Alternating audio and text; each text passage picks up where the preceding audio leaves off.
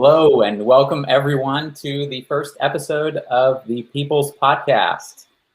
Today, I am very happy to be joined by a very special guest. It is none other than Chris Hedges, the former reporter for the New York Times, foreign correspondent, Middle East bureau chief, Balkans bureau chief, author of several best-selling books, writes for many publications, and host of the Emmy Award-winning show on RT America, On Contact. It is Chris. And so Chris, you were also the most watched speaker at the People's Convention that we hosted in August. It was fantastic to have you there, and it's great to be catching up with you now. Great. Thanks, Nick. Well, everyone, we've started the People's Podcast as a way of communicating to more people, reaching folks on more platforms. And so we are very happy to have this episode as our first. I'm very happy to be launching this platform and to be doing so with such a distinguished and I think incisive guest. I think, Chris, you've emerged as one of the most incisive analysts of our time right now. Of the Biden administration, of the Democrats as a whole. We were talking a little bit before the show about how you've been trying to preach this message for a long time, ever since 2000 and before. I've heard you say before that that you feel that that the left should have left the Democratic Party, in fact, in the 1990s when Clinton betrayed the working class. And finished what George Bush Sr. could not, and passed NAFTA, and that it's been a story of betrayal from the Democrats ever since then. But you turned on the Green New Deal, of course, so many of the things that you've talked about. I wanted to ask you first, because we're amazingly nearing the end of Biden's first 100 days, Biden and Harris's first 100 days. And as I thought about this, and as I thought about our conversation, I compared it to FDR's first 100 days in the wake of what was the Great Depression at the time. And us now being in the midst of what is the greatest economic crisis and also the greatest public health crisis since the Great Depression and since the Spanish-American flu. The comparison between FDR and Biden, which incredibly some liberals were trying to draw, have been trying to draw, even some progressives have tried to draw, but it seems to me like there is no comparison whatsoever. I mean, FDR convened a special session of Congress. He coined the term first 100 days, convened a special session of Congress, ran the national legislature like a New Deal printing press, passing dozens of bills, more than 70, including many major bills that put tens of millions of people to work, employed them, fed them, housed them. And now, as we're almost 80 days into the Biden administration's first 100 days, I wanted to ask you, how would you compare them? How do you see the scale of the response to these two crises and the Democratic Party of today compared to that of the 30s? There's no comparison, because what Biden has done is refuse to address the structural inequities. He, of course, campaigned on $15 an hour and then walked away from it. He campaigned on checks for $2,000, which is ridiculous, to mail a one-time check of $2,000 to families that are overwhelmed by credit card debt, medical debt, behind on their rent payments, unemployed or underemployed. These are really token gestures. If you look at the sum, we don't know the final figure, but 1.9 trillion for the COVID relief bill, the ARP, and then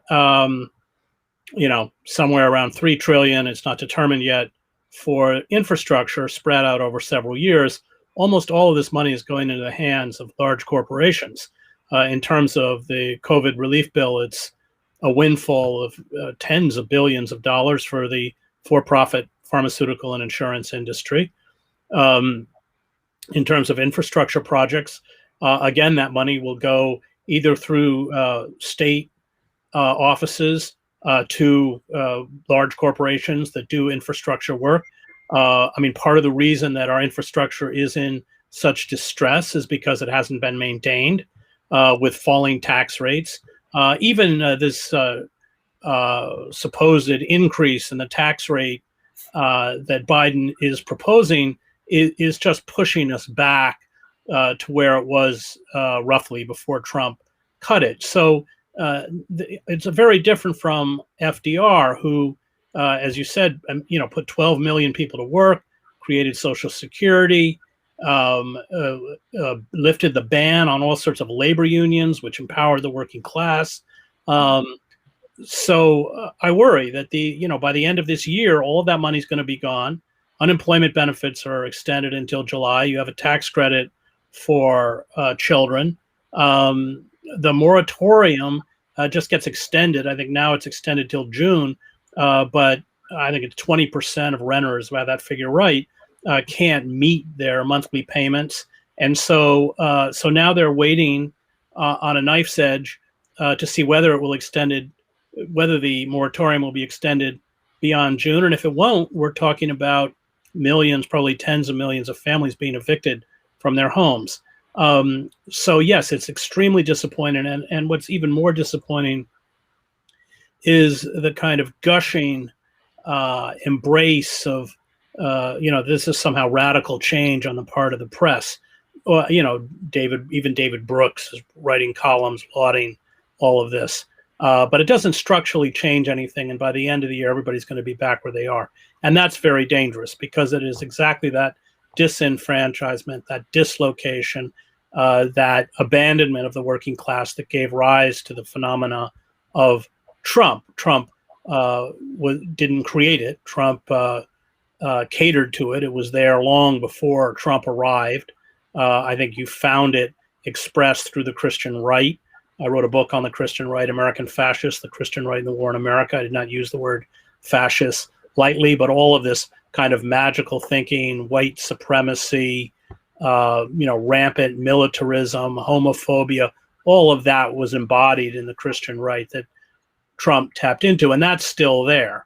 In fact, it's going to be worse, and I fear that the legacy of the Biden administration is that it delivers to us a competent demagogue instead of an incompetent one. And you referenced the role of the media and the way that the media has been treating Biden. I've never in my life, Chris, seen a level of propaganda around a Democratic president or a president in propping him up that I've seen around Biden.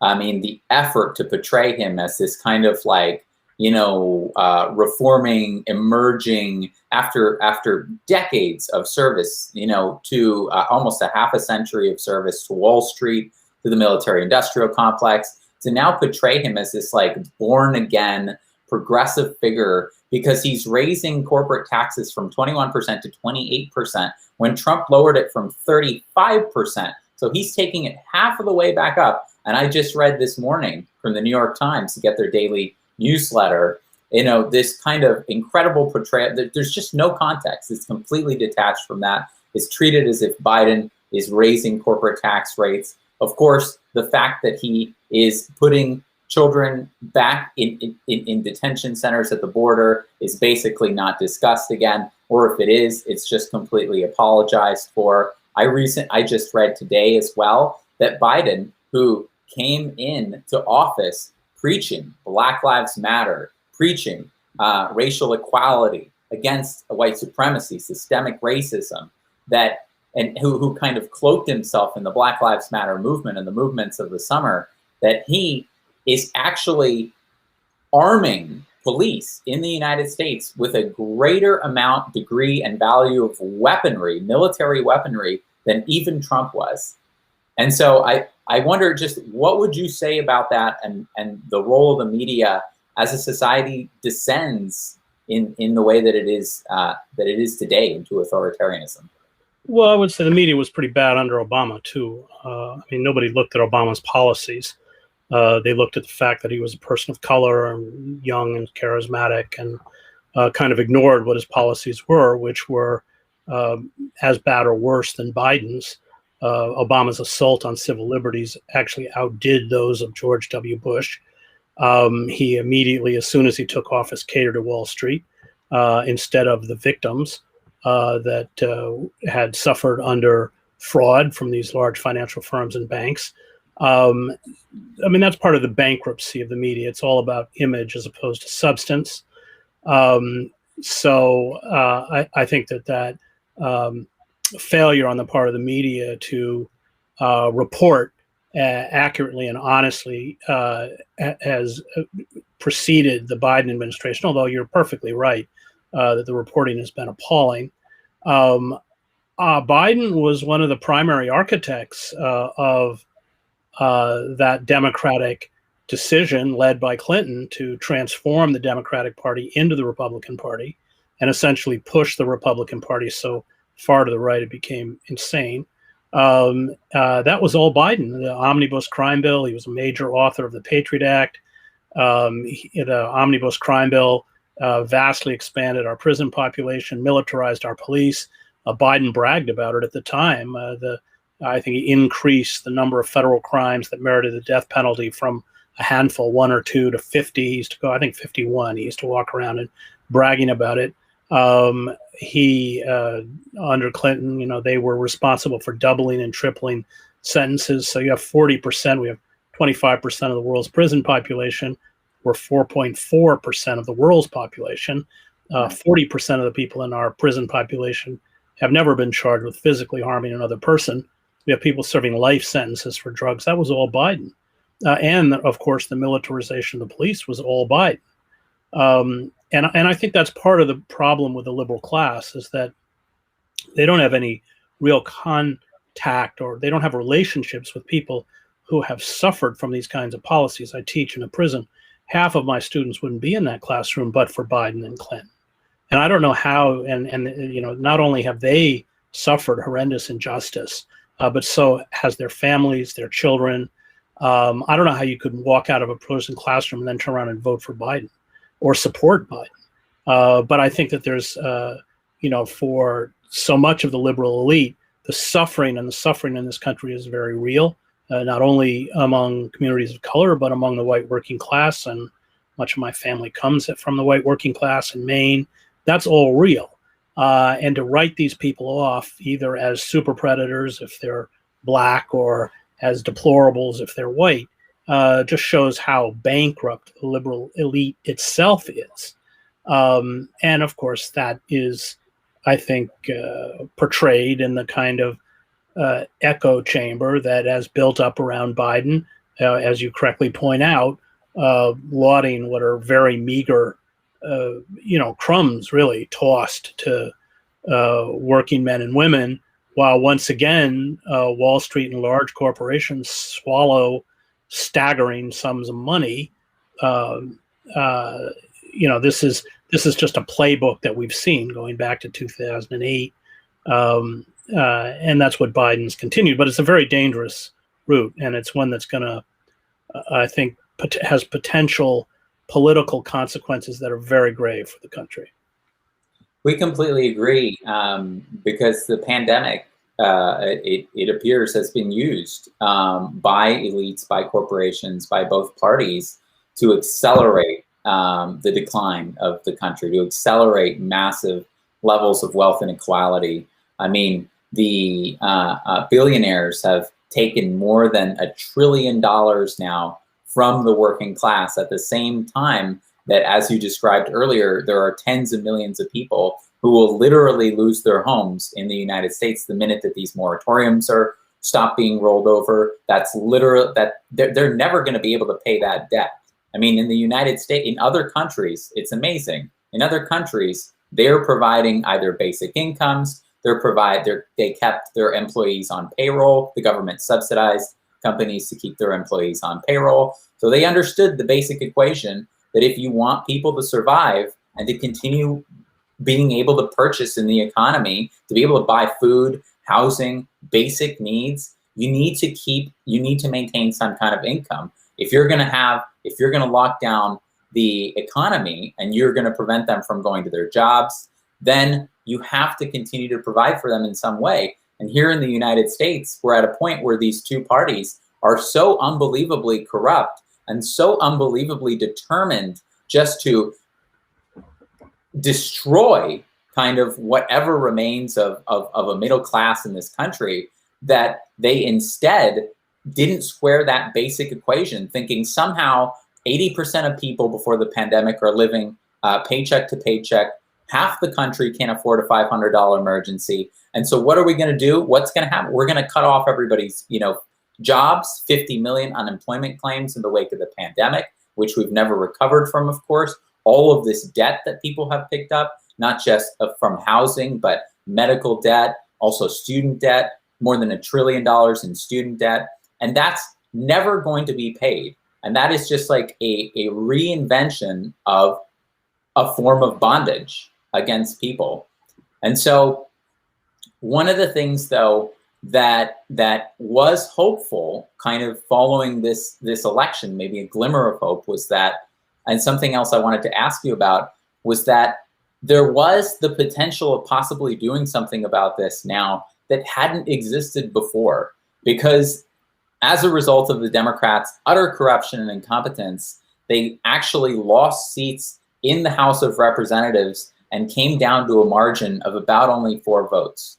And so as Ilhan Omar pointed out back in December, it only takes 5 courageous progressives, of which there are supposed to be 100 in the CPC. There's a squad is supposed to be 6. There's plus many others like Pramila Jayapal, Ro Khanna. And so that margin is supposed to allow them to act as a bloc and exercise power as you're supposed to do. So just like Joe Manchin has his 1 vote and he can deny the 50 votes in the Senate, Bernie Sanders has 1 vote in the Senate. The squad has enough votes to deny a majority for the Democrats in the House. And yet it seems like opportunity after opportunity comes along where they have the ability to exercise power in a way to win substantive, meaningful structural changes to the conditions that the working class has in this country. The $15 minimum wage, Medicare for all with the force the vote push. And yet they don't seem to be taking any of these opportunities. In fact, I even took note of the fact that Pramila Jayapal and the progressives moved the introduction of Medicare for all in the House, which was just recently introduced. They moved the introduction from February over to March after the introduction of the American Rescue Plan, after the stimulus package. Why would you do that as a progressive? It's incomprehensible. If you could gain so much leverage, you have the moderates on one hand demanding things like Joe Manchin saying we want unemployment to go from 400 to 300. We don't want the $15 minimum wage. Cut that. We don't want a public option. Cut that, which Biden ran on. We don't want to include student debt forgiveness. Cut that. And so if the moderates in the party are allowed to make all this demands, and yet the progressives have enough of a foothold because of such razor thin margins right now that they could, on the other hand, make other demands, rather than accepting that, rather than accepting 400 to 300 for unemployment benefits, which is a lifeline for millions of people in this country, they could come out and demand instead, no, it's going to go to 600. Or in fact, we're going to get a $2,000 a month basic income, and it's going to be retroactive to the beginning of the pandemic, when you gave literally trillions of dollars to Wall Street within 2 weeks of the beginnings of the lockdown, showing your priorities. And so what I wanted to ask you, Chris, is what is holding them back from acting on that power? Well, they don't want to lose their political position. The same thing that holds Bernie Sanders back. And this has long characterized Bernie's relationship with the Democratic Party. Remember, Sanders was campaigning for Clinton in '96 after NAFTA, after the omnibus crime bill. And the same with AOC and the Squad. And they're not wrong. I mean, Pelosi and Schumer and the Democratic Party establishment would crush them if they actually defied them. And so they're not going to defy them. They'll tweet garbage out and make appropriate kind of noises. But they're not going to do anything of substance because they are well aware that their political career would be over, and they're not going to risk it. So they're careerists, and I guess they assume it's better them than someone else, but it's made them utterly ineffectual as a political force, as you correctly pointed out. So you're right; they do have a certain amount of power at the moment, but they won't use it because they realize that the Democratic Party machine would destroy them. That's why. That's why Bernie never takes on the Democrats. It's why Bernie, I mean, I was in Philadelphia. Cornel West and I were with several thousand homeless people outside the appropriately named Wells Fargo Center on the night that Bernie endorsed Clinton. And hundreds of people walked out, his supporters walked out, and he should have walked out with them. He didn't. He missed his historical moment. And he didn't walk out. Well, in fact, Bernie let the Clinton campaign take over his Twitter account to essentially send out messages to all his delegates and supporters to support Clinton. And because he knew that he'd lose his Senate seat and he'd be tossed into the political wilderness like Ralph Nader, or go back to George McGovern, who also defied the Democratic Party establishment. And after the Democratic Party elite allied itself with the Republican Party elite to destroy him in the presidential race, they took away his Senate seat. And he was gone. So they know very, very well the price they would pay for that kind of defiance. They don't want to pay it, and that's the problem. I agree. It is the party structure, I believe, that holds them back and keeps them from insisting on any kind of change that they run on. It certainly seems like they are more afraid of the party and the party's ability to deny them re-election than they are accountable to the movement. And that's a big problem. And I think it's a big problem as well when it comes to the organizations that have kind of sprung up to support progressive Democrats, particularly in the wake of 2016. And so I was the national political outreach coordinator on the Bernie 2016 campaign. I helped start Our Revolution after that as its electoral manager. And I saw after the Bernie 2016 campaign, the way that Bernie inspired millions of people to try to go into the Democratic Party, to try to change it, inspired the kind of rise of a new generation of progressive organizations, Our Revolution, Brand New Congress, Justice Democrats, DSA, which grew tremendously in the wake of 2016. But it seems that these organizations are having a fundamental problem of attempting, when it comes to actually keeping these progressives that they've elected, even to begin with, the Democratic Party has just blocked the vast majority of people that those organizations have attempted to run. And so there's still only kind of a small handful of progressives in Congress. That's probably a generous interpretation. But of the ones that are there, I think there's an even deeper problem that has become apparent that some of these organizations don't want to deal with, and that some progressive Democrats don't want to deal with. And that is the question of accountability. How do you actually hold the members of Congress who you have elected, the politicians who you have elected to the Democratic Party, accountable? Because it's become clear that once they get there, there is a machinery within the Democratic Party that begins to act on them. There are all kinds of different forms that the party has levers of control, whether it's threats of primaries, massive pressure to support blue dog Democratic incumbents, and help protect their seats, to protect majorities in the legislature. We recently saw AOC, for example. She recently gave thousands of dollars to establishment Democrats who are actually fighting against Medicare for all. Only 2 years after being there, and saying that these are the exact same people who we were going to primary in mass. She's now contributing to their campaigns to help shore up their positions. Committee assignments, which we've seen Pelosi and the corporate Democrats actually take away from AOC and take away from other progressives as a way of punishing them and disciplining them. And so, I kind of want to ask you about that dynamic, that when it comes to these organizations, it doesn't seem to be a problem that they had anticipated, but I want to see what you think about that.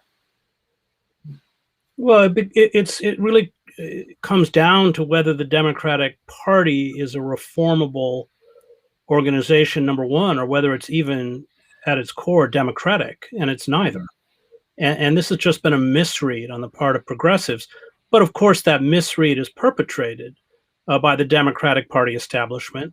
Whether they allow Kucinich to run or Bernie or anyone else, the idea is to give expression to those kinds of issues. But then in the end, once the presidential nominee is selected or anointed, as Biden was, to corral the progressive wing of the Democratic Party or progressives back into the Democratic Party fold. And of course, it works every time, because as the political situation devolves, the monstrosities that are coughed up, whether it's Bush or Trump, become worse and worse. And believe me, this next time around is going to be much worse than Trump. It's diminishing returns. These figures are careerists in the end. They AOC and Bernie and all the rest of them. They're not temperamentally or morally fit to lead this fight, which is a fight against the ruling elites, which includes the Democratic Party establishment itself. That is not going to come from within. Right. One of the points that we've made, Chris, that I want to get your take on is that, there's the questions about the progressives who are in the Democratic Party, particularly AOC, with some of the recent things she's done. Like, for example, the first interview that she gave with DSA, their publication, Democratic Left, she was asked about critics of Biden, the left's critics of Biden, Bernie supporting critics of Biden.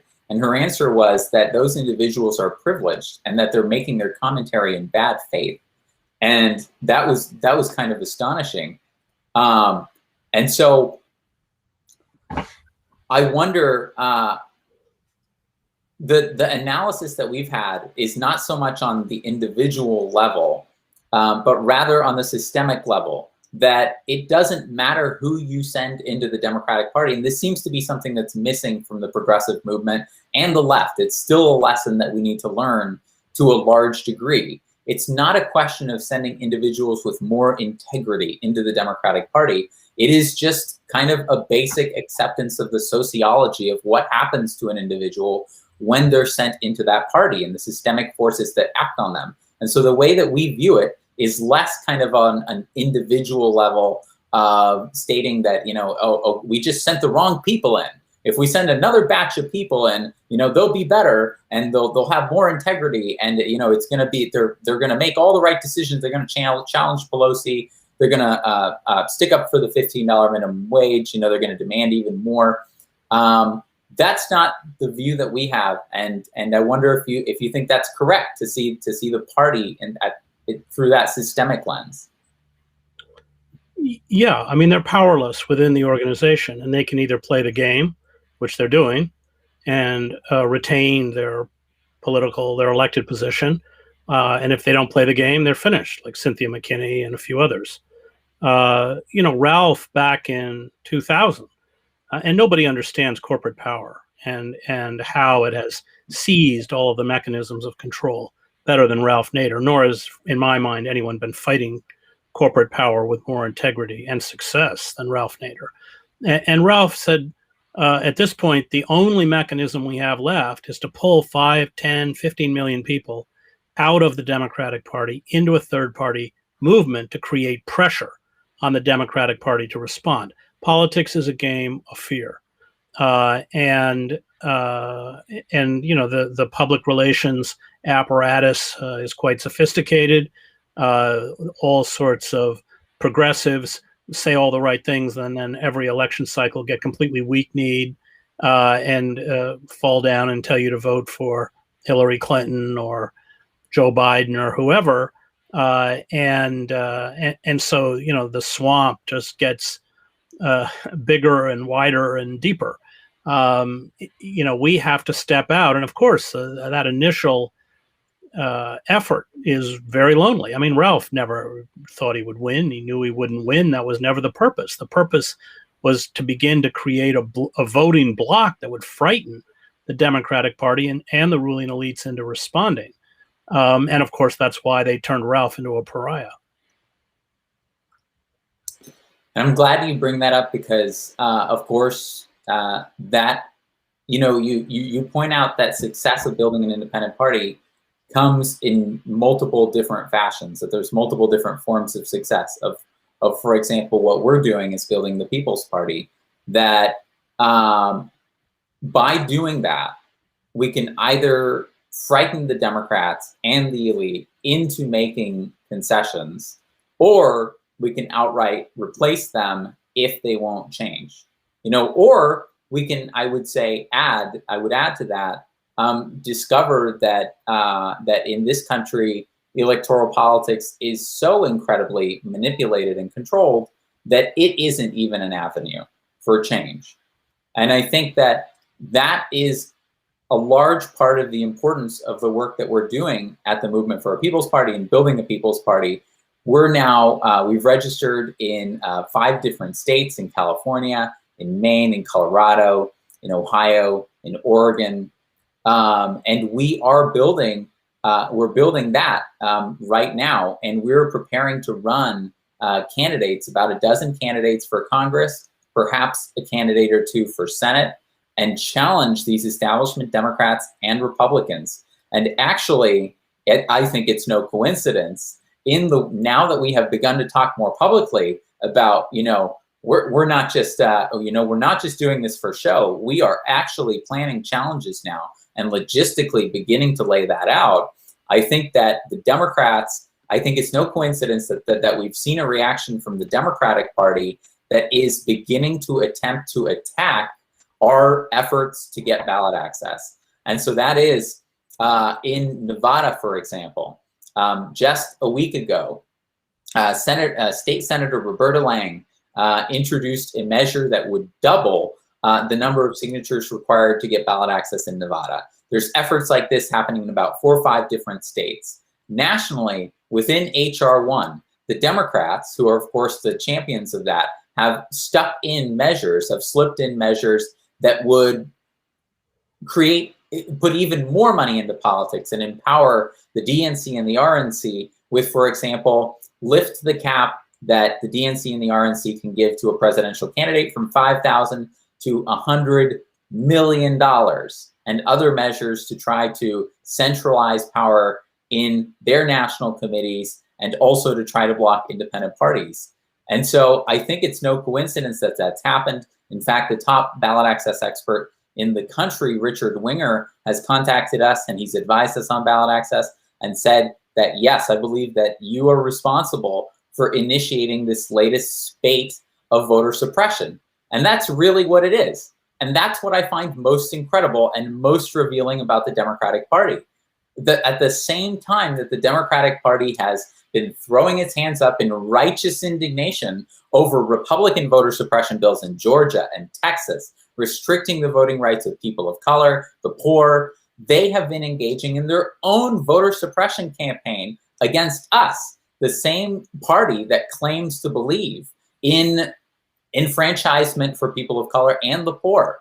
And I find that so revealing about the Democratic Party's principles at a core that, in fact, they are no more guided and led by principle when it comes to voter enfranchisement than the Republicans. It's just a pure calculation of what is in the benefit of their party. That's it. Yeah, well, that's not new. I mean, voter suppression has dogged the Green Party and Ralph since 2000 and probably before. The two parties collaborated to take control of the debate commission because they didn't want to put Ralph initially. They didn't want to put Ralph on the debate stage, and I understand who would want to have to debate Ralph Nader. They challenged all of or most, I think all of Ralph's voter lists, even though they were legitimate, just to run up his legal costs. I think by the end, he had over $1 million in legal costs. Because money determines access, Ralph could pull 10,000 people in Madison Square Garden, which he did. People actually, he didn't know he was going to be able to afford the rent. He just charged people at the door. I think it was $5 or something, but he filled it and they paid for it.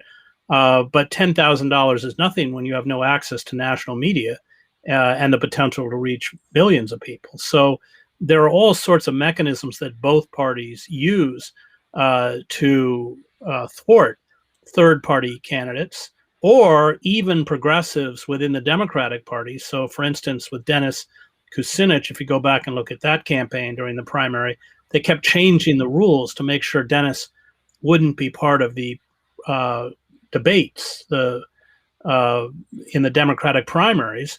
And most of those debates were actually sponsored, because the debates were sponsored by corporations, were sponsored by the for-profit healthcare industry. And Dennis was for single payer, and they succeeded. He was never going to have a voice. I mean, even in New Hampshire, when he qualified under their own rules, because people dropped out, they locked him out of the building.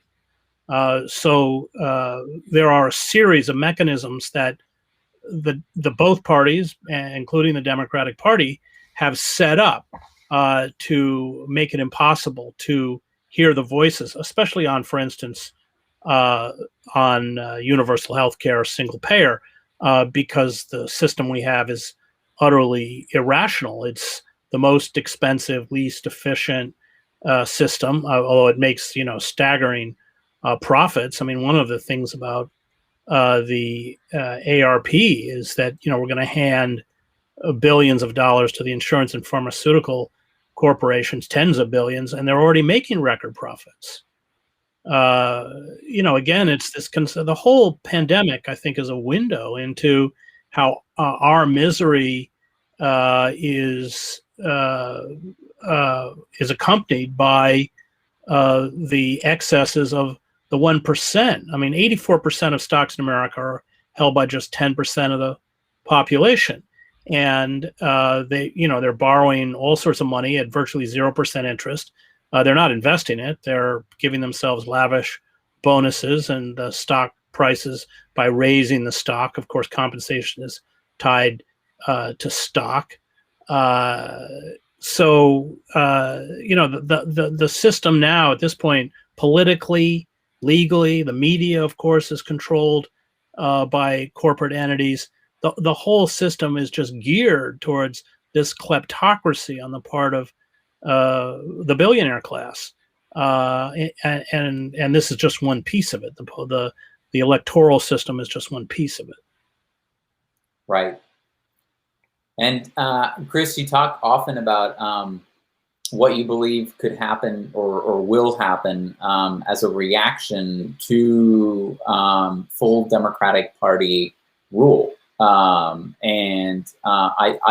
completely agree with you that the kind of reaction is going to be a kind of backlash, the kind of backlash that we saw in 2016, except far more intense.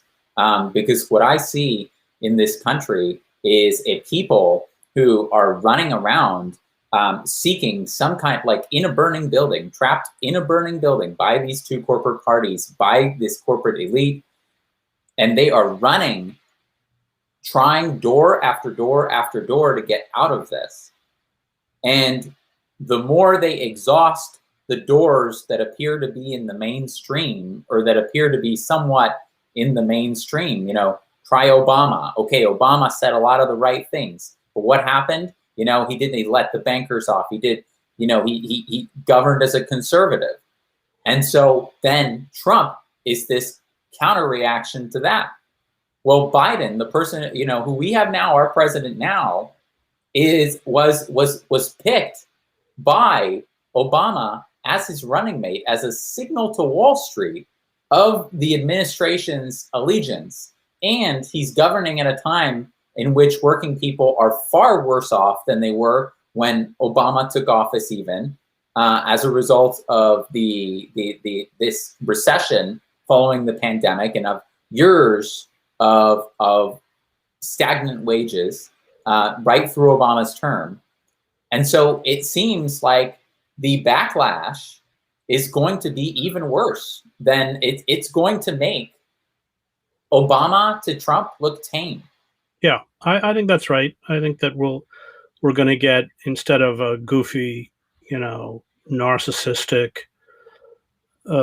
megalomaniac, who has the attention span of a 3-year-old, we're going to get somebody who's competent. So when they attempt to orchestrate a coup d'etat, which Trump clearly wanted to do, he just didn't have the organizational ability to do it, it's going to work. And we're already seeing that in Georgia, by the way. So I don't know who it's going to be. Mike Pompeo wants to run, Tom Cotton, and maybe somebody we don't know. But that's where we're headed. And it is, of course, the failure on the part of the ruling elites, and the ARP and the infrastructure bill are just, one more example of that. The failure to address the systemic issues that have thrown half the country into poverty or near poverty and misery, and extinguished all hope and devastated communities. And, there's going to be a terrible, terrible price to pay for this. Biden was picked. Look, I mean, the ruling elites made it very clear. Lloyd Blankfein, the former CEO of Goldman Sachs, said that if Bernie Sanders was the nominee, he was going to vote for Trump. That was never going to happen. But the hierarchy, or the donor class of the Democratic Party, was quite public about the fact that they would vote for Trump if Sanders, or even Warren, but in particular Sanders, was the nominee. And so this whole mantra of the least worst, that's only for you and me, and not for them. They didn't like Trump. He was an embarrassment to the empire. And they wanted Biden because he would bring back the kind of decorum and gravitas and change nothing, in essence, which is, of course, what has happened. But that doesn't address the deep malaise and anomie and dislocation and rage, legitimate rage, I would argue, that has enveloped most of the country. And by not addressing that, especially at a time of such economic distress, then the blowback is, I think it's going to be very frightening. It's probably going to come wrapped in a kind of Christian fascism. Remember, Trump had no ideology, but the Christian right filled that ideological void. That was Pence, Pompeo, Betsy DeVos, Ben Carson, and others.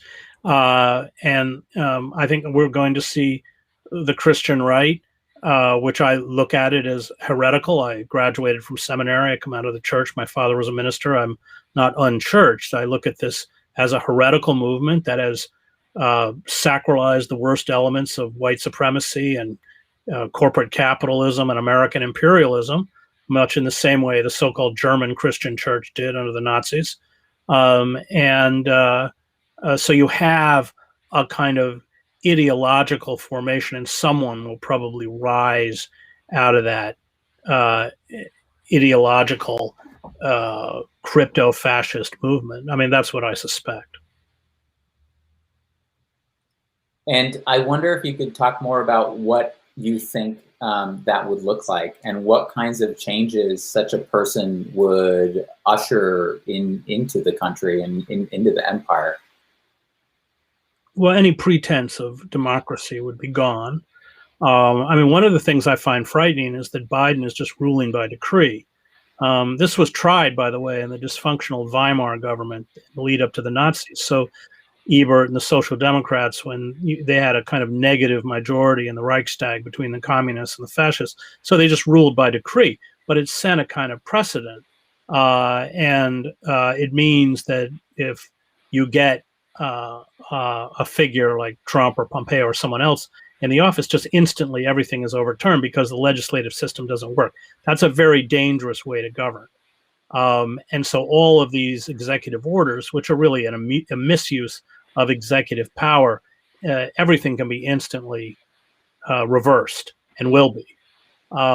So I expect all of the kinds of uh, uh, assaults against democratic institutions to be ratcheted up.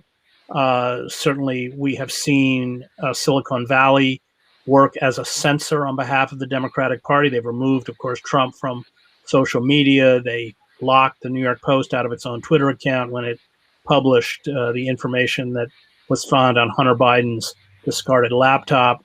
But you'll get a raw kind of censorship, a raw kind of abuse of military power, a complete bypassing of the judiciary, and a real war against all forms of dissent. But let's be clear, the Democratic Party is also making a war against people like myself who are critics of imperialism and critics of neoliberalism, because neoliberalism as an ideology has no credibility across the political spectrum. And so critics are more dangerous and therefore pushed further and further to the sidelines. So we see, people like Matt Taibbi or Glenn Greenwald who write on Substack.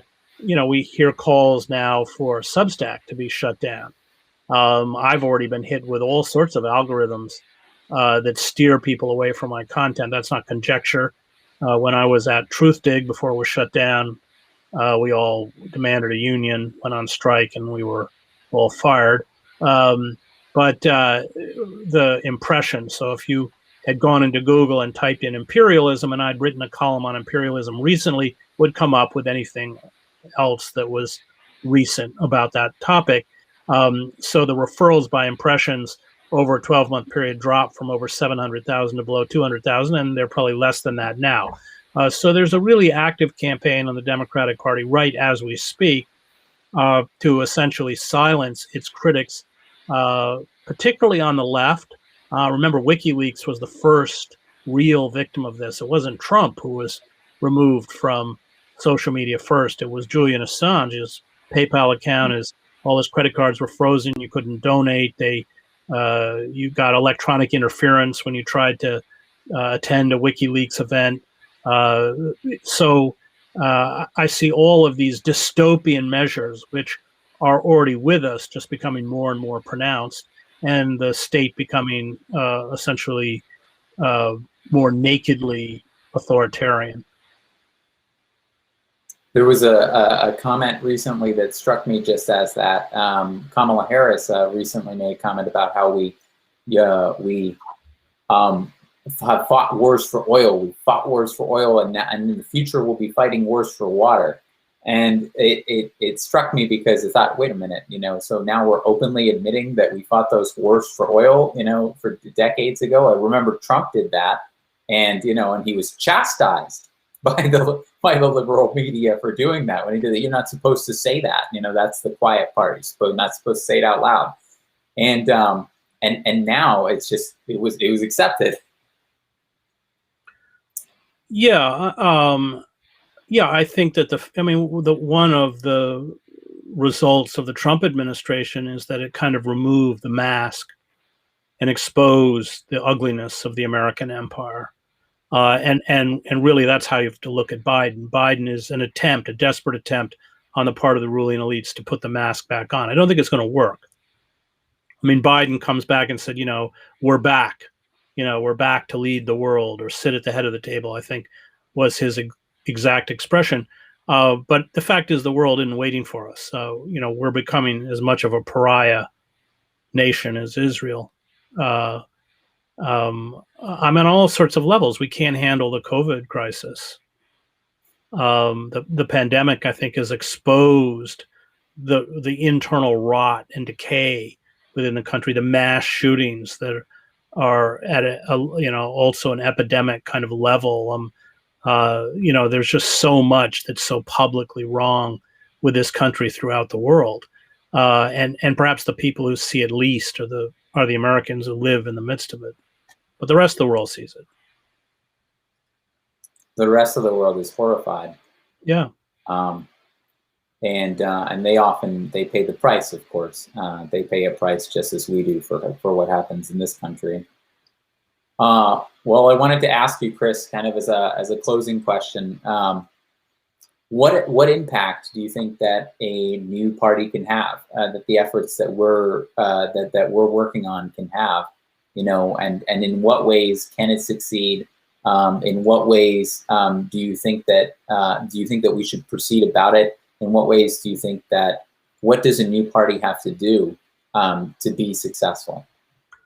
Well, I was intimately involved with all of the mechanisms used to shut down Ralph. I mean, as soon as Ralph posed a legitimate threat after 2000 of the Democratic Party, the public vilification and character assassination was intense. I mean, even now, progressives will, say to you, well, he gave us Bush, which is ridiculous. I mean, just factually incorrect. Right. It stopped the counting after 2 counties, sent it to the Supreme Court, and the Supreme Court, overturning all legal precedent, appointed Bush president by judicial fiat. It had nothing to do with Ralph.